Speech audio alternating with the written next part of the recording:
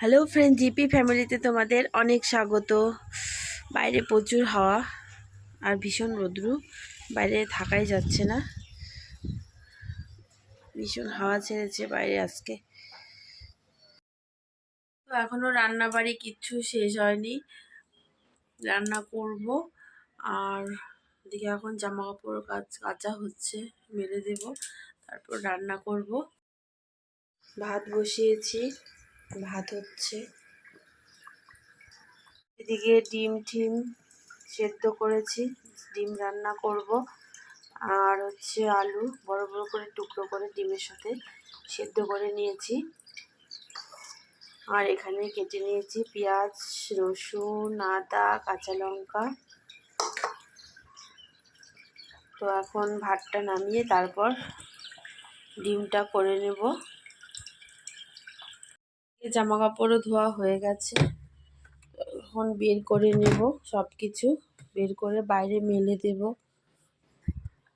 তারপর রান্না বসাবো। কুসুনাকে ঘুম পাড়িয়ে দিয়েছি, এখন তাড়াতাড়ি করে সব কিছু কাজ করতে হবে। ও জাগনা থাকলে আমি কিচ্ছু পারি না কোনো কাজ করতে। এদিকে জামা কাপড় সব বাইরে মেলা হয়ে গেছে, বাইরে দাঁড়িয়ে থাকা যাচ্ছে না, ভীষণ রোদের তাপ, একদম ভীষণ তাপ, রোদ্রে গরম লাগছে। এখন রান্নাটা বসে, তো সমস্ত কাজ কমপ্লিট হয়ে গেছে। তো এখন রান্নার ভাতও নামিয়ে ফেলছি, ভাতটা হয়ে গেছে। তো এখন ডিমটা করে নেব। ওইদিকে মশলাটা করে নেব আমি। আদা, রসুন, কাঁচা লঙ্কা সব কিছু ভালো করে পেস্ট করে নেব।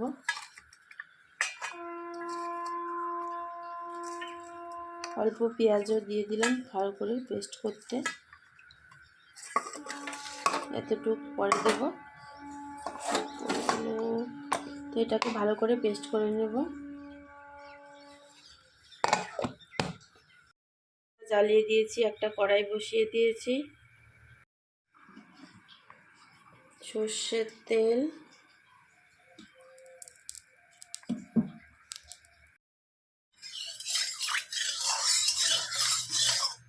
তেল গরম হয়ে গেছে, দিয়ে দিচ্ছি তেলের মধ্যে একটু নুন, হলুদ। এখন ডিমগুলো দিয়ে দেবো।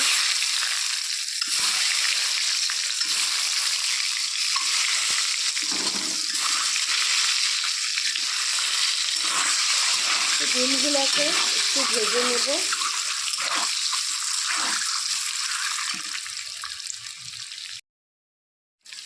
এক্সট্রা পর ডিমের মধ্যে নুন হলুদ দিয়ে মাখিয়ে ভাজার থেকে আমি একদম তেলের মধ্যে ডাইরেক্ট নুন হলুদটা দিয়ে দিই, দিয়ে তারপর ডিমগুলো দিয়ে দিই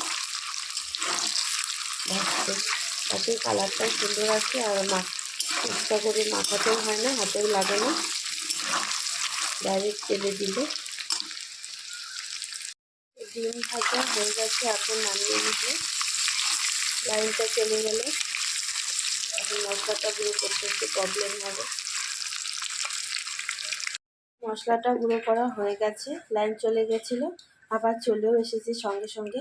তো লাইনটাও জানে যে আমি এখন রান্না করব, লাইন না থাকলে প্রবলেম হয়ে যাবে। এখন ডিম ভেজে নামিয়ে নিয়েছি, ওই তেলের মধ্যে দিয়ে দিচ্ছি তেজপাতা, কালো জিরে,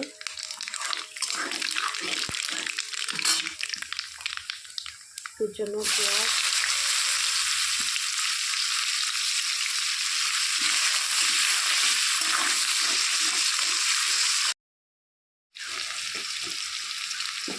এখন এর মধ্যে আলুগুলো দিয়ে দেবো সেদ্ধ করা।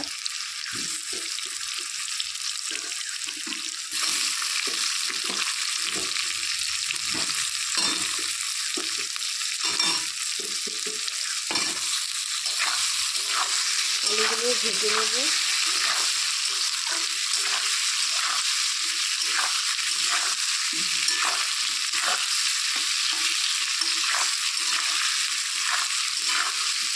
এর আগে ডিমের রেসিপি আমি করেছি ভিডিও, কিন্তু ওই ডিমের ভিডিও থেকে আজকের ভিডিওর মধ্যে অনেক ডিফারেন্স আছে। আজকেরটা অন্যরকমভাবে করছি, সেদিন একটা অন্যরকমভাবে করেছিলাম, আজকেরটা একদম আলাদা। দুটো ভিডিও রান্নার অনেক ডিফারেন্স আছে, তোমরা চাইলে দেখতে পারো আগের ভিডিওটা। আজকেরটা একদম অন্যরকম করে করছি, কালো জিরে দিয়ে। তারপর অনেক কিছু অন্যরকম আজকের রান্নাটা। এইভাবে করলেও দারুণ লাগে খেতে দিন, কালো জিরা ফোড়ন দিয়ে রান্না করলে।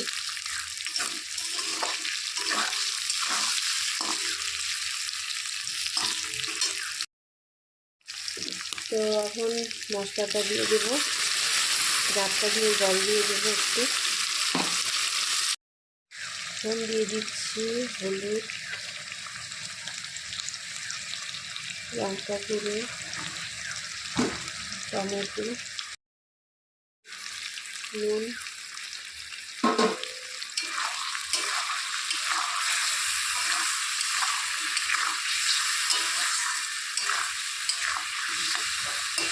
যারা যারা ডিমে এভাবে কালো জিরে দিয়ে না রান্না করো, তো প্লিজ একবার ট্রাই করো এভাবে কালো জিরে দিয়ে ডিম, দেখতে দারুণ লাগে খেতে এই রেসিপিটা, ঠিক আমি যেভাবে রান্না করছি।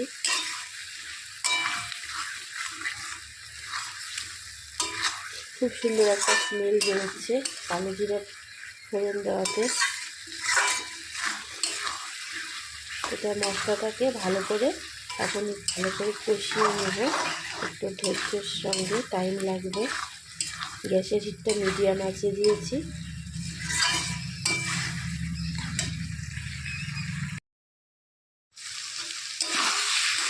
ভালো করে কষিয়ে নিচ্ছি। এই যে আলুর টুকরোগুলো বেশ বড় বড় সাইজ করে সেদ্ধ করেছি, একটা বড় আলুকে 4 টুকরো করেছি। আলুগুলো যেন না ভাঙবে, সাবধানে নাড়তে হবে।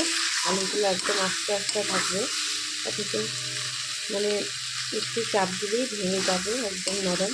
যেহেতু আগে সেদ্ধ করে রেখেছি।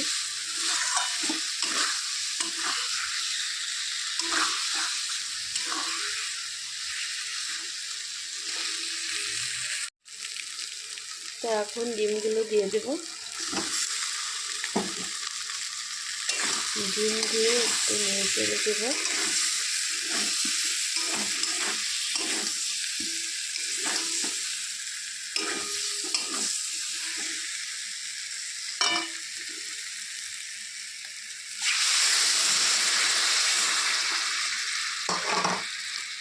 অল্প সামান্য পরিমাণে ঝোল দিয়ে দিলাম। তো এটাকে আর 2 থেকে 3 মিনিটের মতো জাল করে নেব।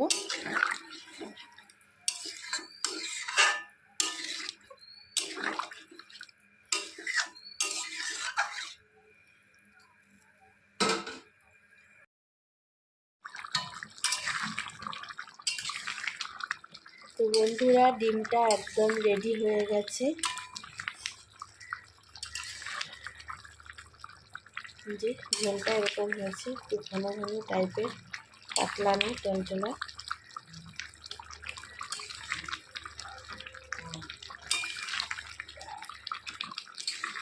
তো এখন আমি এটাকে নামিয়ে নেব, একদম রেডি হয়ে গেছে।